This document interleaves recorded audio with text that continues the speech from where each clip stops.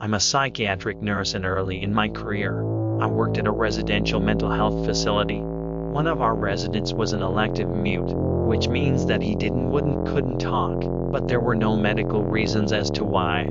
He had spoken earlier in his life, and in fact, seemed quite normal back then, with the exception of being close to 7 feet tall. He'd been raised in the deep south, and joined the military when he was 19, but one night, he vanished.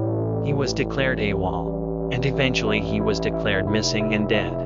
10 years later, a 7-foot-tall man walked into a hospital emergency room in my part of the Midwest, and said to the receptionist, "My name is Marion Ducking, not the real name, and I've been dead for 10 years. Those were the last words he ever spoke. He was covered with dust, and he was wearing the same clothes he'd been reported to be wearing the night he vanished. His social security number had not been used, and he had no identification on his person. However, they were able to identify him, I guess via fingerprints.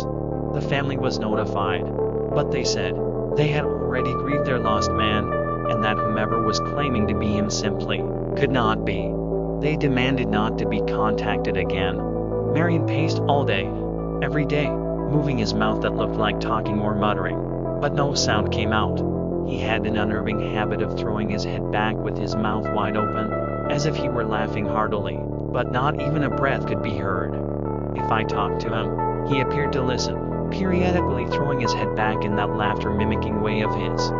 Various medications were tried, but they did not affect him, either positively or negatively. Occupational therapy did nothing because Marion would just grin, and unless told to stay put, he'd get up and start pacing again. On my last day at that job, the last thing I saw was Marion pacing in the parking lot, throwing his head back to laugh. Later, I wondered if all along I'd been dealing with a ghost. All these years later, I still don't know.